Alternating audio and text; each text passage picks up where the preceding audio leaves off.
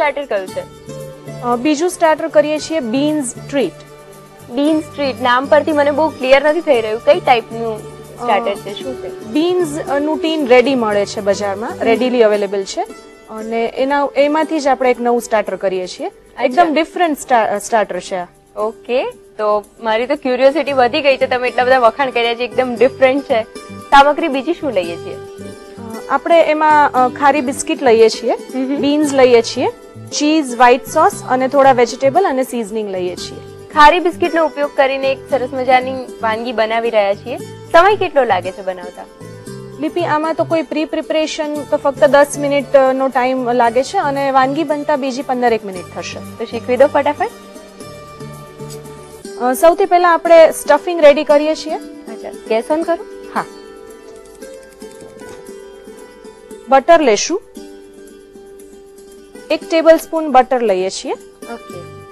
એની અંદર આપણે સૌથી પહેલા 2 ટેબલ સ્પૂન જેટલા કાંદા લઈએ છીએ, ઝીણા સમારેલા. અચ્છા.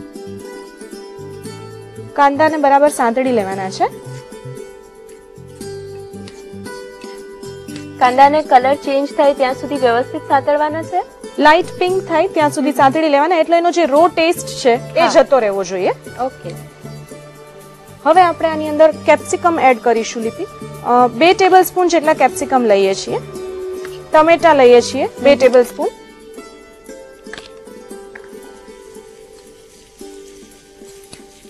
વેજીટેબલ્સ ને એકદમ સાવ સોફ્ટ મેશી થઈ જાય એવા નથી સાંતળવાના. અચ્છા. થોડા ક્રન્ચી ટેસ્ટ રહે એ રીતે સાંતળી અને હવે આપણે એની અંદર બીન્સ નાખીએ છીએ.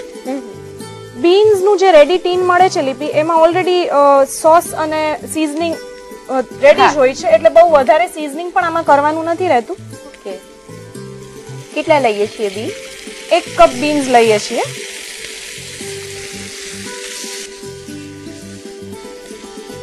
હવે આની અંદર આપણે સીઝનિંગ એડ કરીએ છીએ. લિપિ, સીઝનિંગ માટે આપણે લગભગ ½ ટીસ્પૂન ઓરેગાનો લેવાનો છે.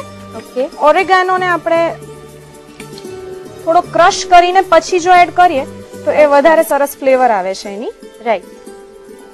1 ટીસ્પૂન જેટલો ચીલી સોસ લઈએ છીએ, રેડ ચીલી સોસ. તીખાશ જો વધારે ગમે તો વધારે ચીલી સોસ પણ આપણે એડ કરી શકીએ છીએ. હવે વ્હાઈટ સોસ આપણે આમાં એડ કરીએ છીએ થોડો કોન્ટિનેન્ટલ ટેસ્ટ આપવા માટે. કેટલો લઈએ છીએ વ્હાઈટ સોસ? 4 ટેબલ સ્પૂન જેટલો વ્હાઈટ સોસ એડ કરીએ છીએ.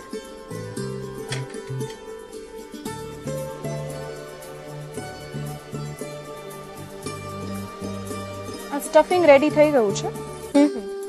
અચ્છા, વધારે કુક નથી કરતા એને? ના, ઓલરેડી બીન્સ પ્રોપર કુકડ હોય છે અને બીજા જે વેજીટેબલ્સ છે આપણે પહેલા કુક કરી લીધા છે. સ્ટફિંગ ને એક બાઉલ ની અંદર આપણે કાઢી લઈએ.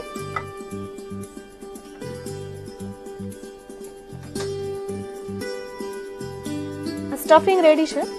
લિપિ, હવે આ ખારી બિસ્કિટ ને આપણે સ્પ્લિટ કરી લેવાની છે વચ્ચેથી.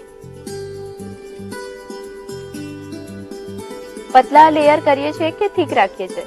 ના, આને વચ્ચેથી એકના 2 ભાગ કરી નાખવાના છે. અચ્છા. બહુ થિકનેસ હશે તો ખાવામાં જરા નહીં સરખું આવે, એટલે આપણે આને સ્પ્લિટ કરવાની છે.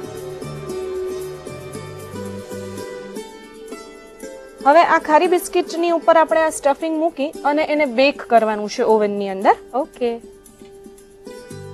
આ સ્ટાર્ટર છે એટલે આપણે આ નાની ખારી બિસ્કિટ લઈએ છીએ. આમાં મોટી સાઈઝની પણ તમે લઈ શકો, ઘઉંના લોટની ખારી બિસ્કિટ એ પણ લઈ શકાય. ઇવન ખારી બિસ્કિટમાં પણ ઘણી બધી હવે ફ્લેવર પણ આવતી હોય છે. હા, જીરા વાળી, મસાલા વાળી એ પણ લઈ શકાય. ઓકે.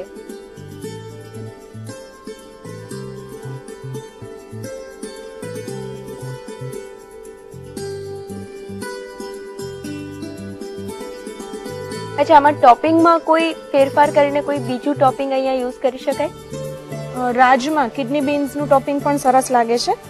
મેક્સિકન સ્ટાઇલ થોડું આપણે જે કરીએ.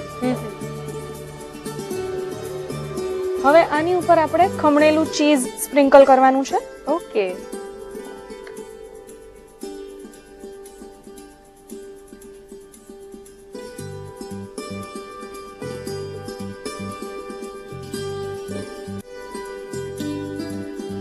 લિપિ, હવે ઓરેગાનો સ્પ્રિંકલ કરવાનો છે.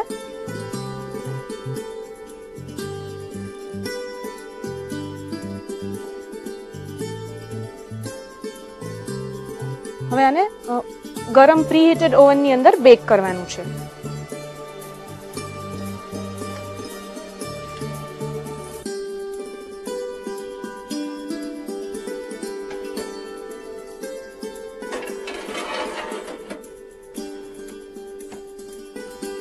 ટેમ્પરેચર કેટલું રાખીએ છે? 180 ડિગ્રી ઉપર બંને સાઈડ બોથ સાઈડ અને બેક કરવાનું છે લગભગ 10 થી 12 મિનિટ. ઓકે. લિપિ હવે આપણે જોઈ લઈએ બેક થઈ ગયું હશે.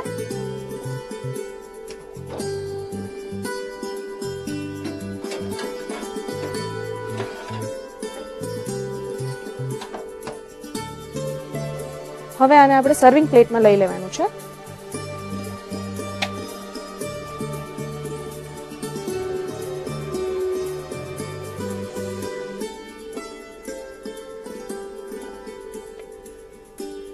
રેડી છે બીન સ્ટ્રીટ ચીલી સોસ સાથે આને સર્વ કરી શકાશે.